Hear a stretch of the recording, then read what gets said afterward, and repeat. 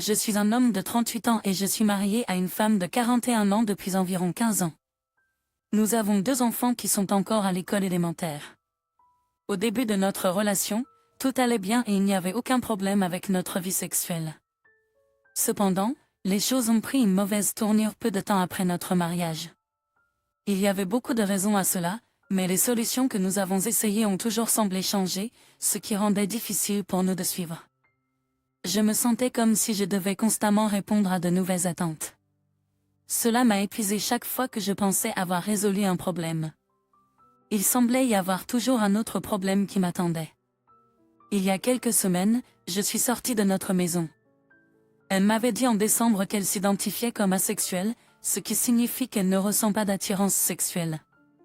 J'avais cessé d'essayer d'initier l'intimité des années auparavant, mais même si je n'avais pas fait d'efforts récents, elle m'a dit que c'était qui elle était et qu'elle avait été traumatisée sexuellement.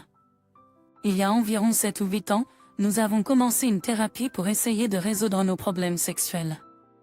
Nous avons passé quelques années à aller à des séances de thérapie chaque semaine. Après environ 1 an, nous avons même ajouté un autre thérapeute qui se spécialisait dans la gestion des problèmes sexuels spécifiques. Les choses n'ont fait qu'empirer à partir de là et au cours des 7 dernières années, notre relation a été complètement dépourvue d'intimité. Même si j'avais lutté contre une dépression légère pendant la majeure partie de ma vie, je suis arrivée à un point où j'ai réalisé que j'avais besoin de médicaments pour m'aider à faire face. Honnêtement, ces médicaments et mes enfants sont les seules choses qui m'ont empêché de m'effondrer complètement. Avance rapide jusqu'à la nouvelle année et ma femme semblait inquiète. Elle a commencé à rendre visite à d'anciens amis dans d'autres États, l'un d'eux étant en instance de divorce. Après avoir passé suffisamment de temps avec eux, elle m'a informé qu'ils avaient également des problèmes sexuels dans leur mariage et croyaient que les hommes attendaient trop sexuellement. Elle a dit que c'était traumatisant pour elle et qu'elle voulait un divorce. La douleur de tout ce qui s'était passé dans notre relation jusqu'à ce point était insupportable. Mais cette fois, cela m'a semblé comme si je pleurais la perte de notre famille dans son ensemble. Alors que j'ai commencé à tout traiter, j'ai commencé à essayer d'organiser diverses choses quand j'ai eu le temps. En ce moment, elle est en congé et presque tous les jours quand je rentre à la maison avec les enfants, elle n'est pas là. Elle verrouille la porte de sa chambre et à quelques occasions, elle est devenue si bouleversée avec les enfants ou avec moi que j'ai dû emmener les enfants chez mes parents pour les éloigner de ce qui se passe à la maison. Pendant cette période difficile, j'ai hésité à contacter qui que ce soit d'autre que mon frère et son épouse. Ma mère est actuellement atteinte d'un cancer et je ne voulais pas alourdir leur fardeau. Un week-end, lorsque j'ai eu quelques jours de congé, ma femme a décidé de sortir et de passer du temps avec ses vieux amis. J'étais un peu déprimée, alors j'ai décidé d'appeler mon frère et de bavarder. Après une conversation décontractée, il m'a dit que sa femme avait quelque chose d'important à me partager.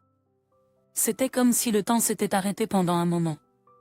Il m'a dit, « Tu devrais peut-être envisager de ne pas retarder le divorce, et tu devrais aussi entrer en contact avec maman et papa. » Il a continué en expliquant qu'il y a quelques années, lorsque notre famille passait du temps ensemble, ma femme et ma belle-sœur étaient assises à discuter et ma femme a dit quelque chose qui m'a laissé abasourdi. Elle a dit, « Si nous devions divorcer, je vais tout lui prendre. » Mon cœur a commencé à s'emballer et j'ai subi ma première crise de panique depuis mes années d'adolescence. Les commentaires de ma femme étaient si différents d'elle que je ne pouvais pas y croire. Je lui ai demandé si c'était une blague, si elle semblait sérieuse quand elle l'a dit. À la fin de notre conversation, il m'a assuré que c'était effectivement sérieux. Peu de temps après, j'ai composé le numéro de mes parents et j'étais un désordre, pleurant, honteux et profondément blessé. Je m'excusais de les encombrer avec mes problèmes, surtout quand ils avaient déjà beaucoup à faire. C'est pendant cette conversation que ma mère a mentionné quelque chose que ma femme lui avait dit quelques années auparavant.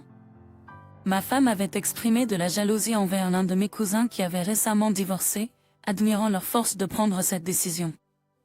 Maman a été vraiment surprise par ce que ma femme avait dit, pour des raisons évidentes, mais elle a choisi de ne pas me le partager parce qu'il ne semblait pas pertinent à l'époque. À ce stade, les choses commençaient à avoir un sens et je commençais à avoir une image plus claire de ma femme.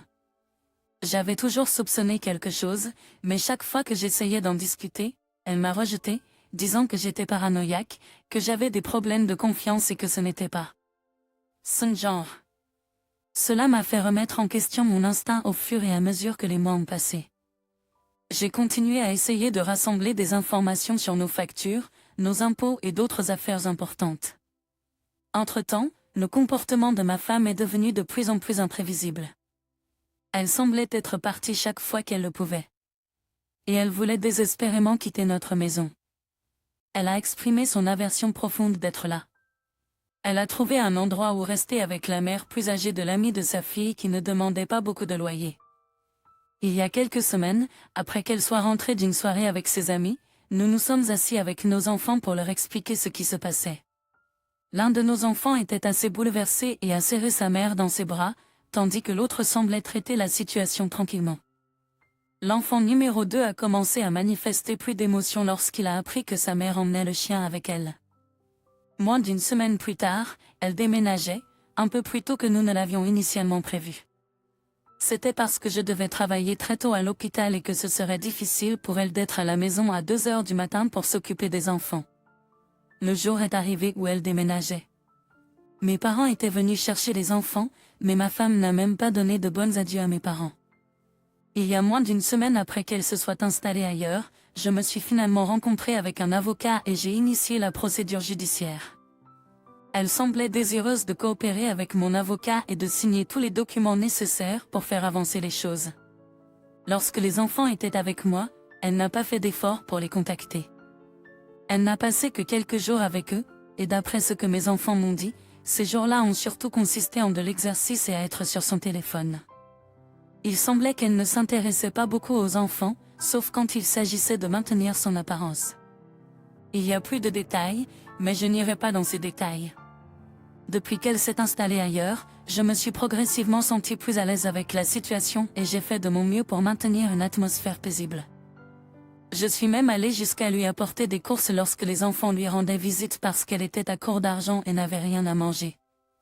J'ai également envoyé de l'argent à quelques reprises lorsque ses finances étaient dans le rouge, en comprenant qu'il s'agissait d'un paiement pour une facture commune que nous n'avons pas encore séparée. J'ai entendu plusieurs personnes me critiquer pour cela, disant que c'était stupide, mais j'essaie de garder les choses civilisées et cela a un impact sur le bien-être des enfants. C'est ce que je me dis, et ce n'est pas entièrement faux. Tous ces problèmes ont atteint un point de rupture la fin de la semaine dernière. Elle avait emmené les enfants pendant quelques jours, et j'avais un quart de travail long, au moins un. Je suis rentrée du travail ce jour-là et j'ai essayé de faire de mon mieux pour profiter du temps quand mes enfants ne sont pas avec moi. Le manque actif ne les aide pas, et j'ai plusieurs passe-temps et activités que j'apprécie généralement, l'un d'entre eux étant de travailler sur la musique. Alors, j'ai installé l'ordinateur, l'ai allumé et j'ai commencé à tout connecter. Cependant, j'ai continué à recevoir des invites agaçantes liées à des problèmes de synchronisation avec le compte iCloud de mon épouse. Frustrée, j'ai commencé à farfouiller pour essayer de résoudre le problème et me suis retrouvée dans la section photos.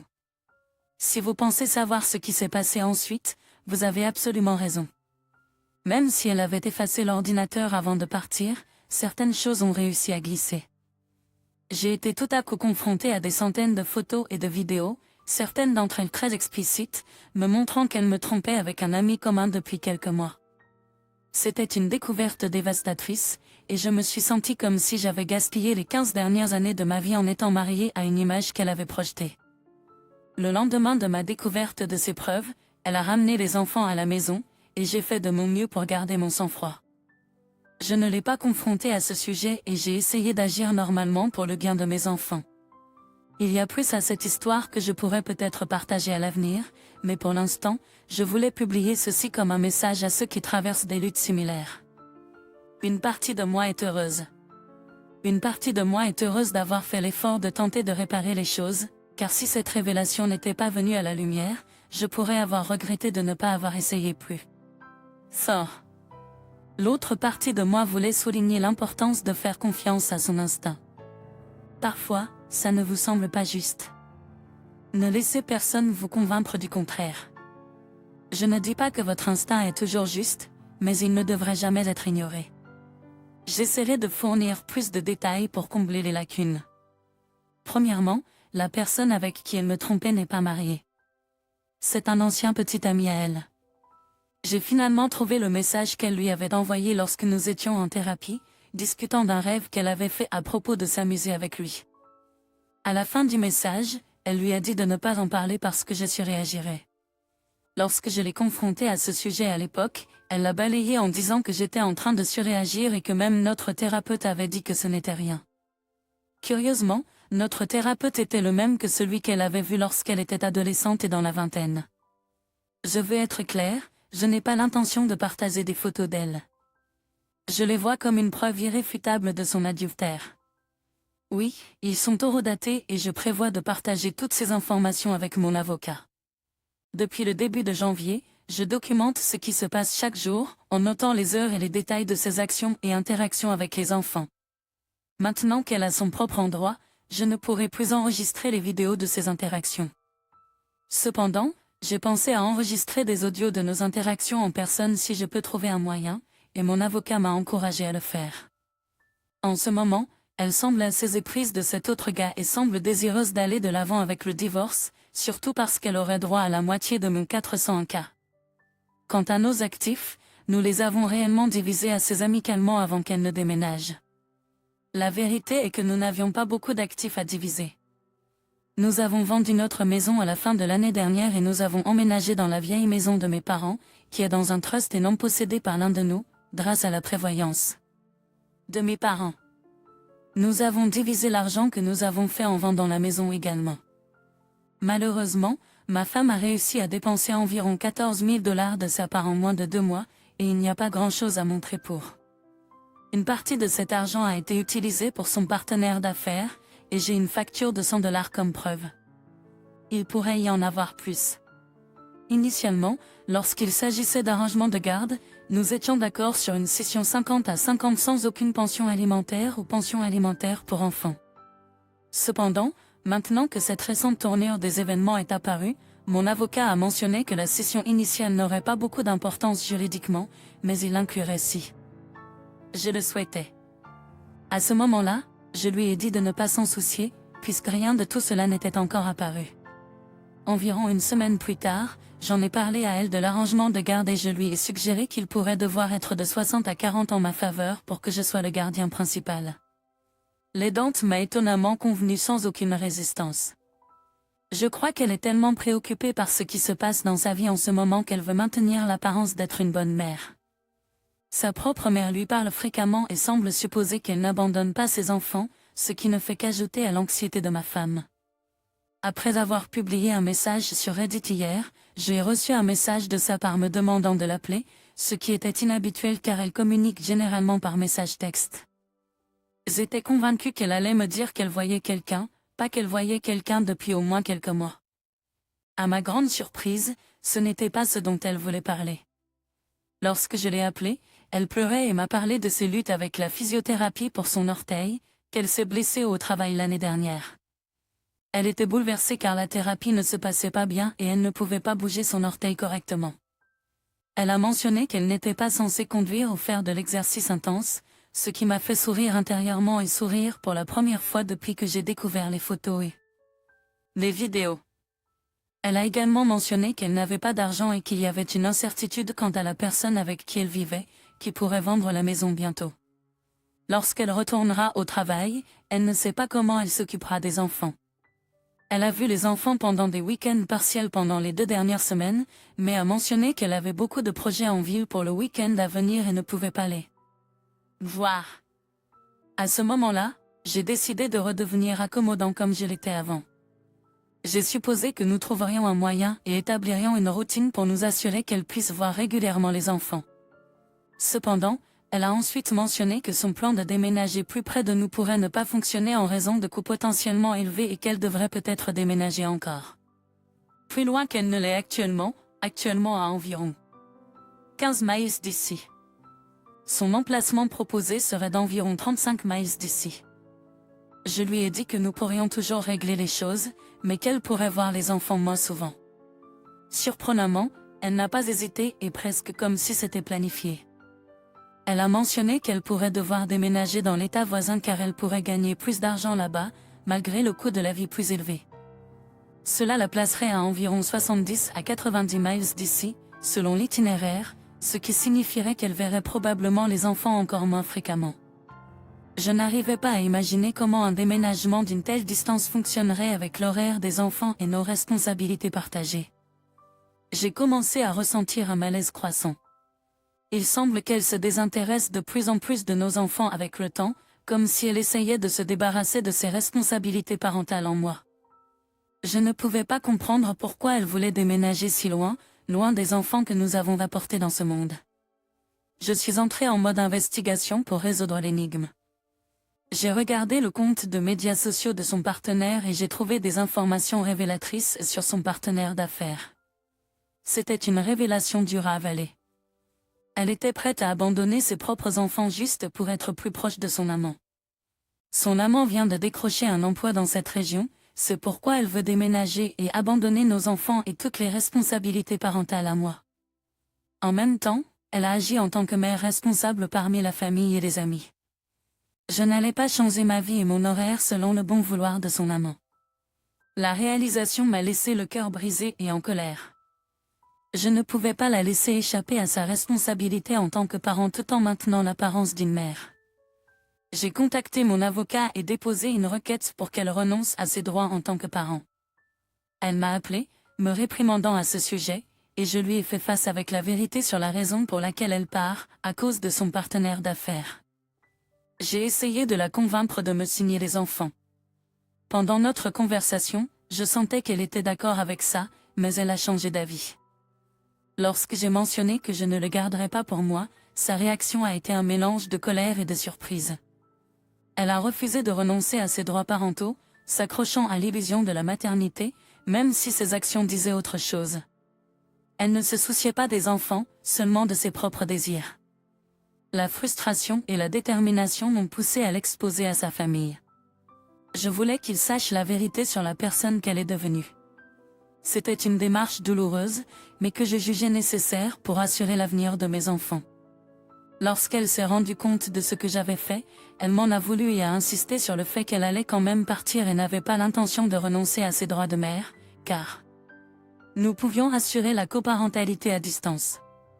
Elle m'a ensuite accusé d'être revanchard et manipulateur. Je ne me suis pas disputée avec elle. Je suis retournée chez mon avocat et j'ai demandé une pension alimentaire pour enfants. Lorsqu'elle a réalisé que si je poursuivais pour une pension alimentaire, elle devrait payer pour l'entretien des enfants, quelque chose qu'elle ne pouvait pas se permettre. Son partenaire d'affaires ne voulait visiblement pas non plus de cette charge. Soudain, la perspective de perdre la face en tant que parent responsable est devenue trop lourde à supporter pour elle. Au final, elle a abandonné son projet de déménagement et a accepté à contre-cœur de continuer à partager la garde de nos enfants. C'était une victoire difficile mais fondée sur des principes pour moi, une bataille que j'étais prêt à mener, même si je sais qu'elle tient plus à son partenaire d'affaires qu'à nos enfants. Je ne suis pas disposée à céder à ses demandes et à lui permettre de manger son gâteau et de l'avoir aussi. Merci d'avoir écouté cette histoire jusqu'au bout. S'il vous plaît, n'oubliez pas d'aimer et de vous abonner. Faisons réagir la section des commentaires. Merci et passez une excellente journée.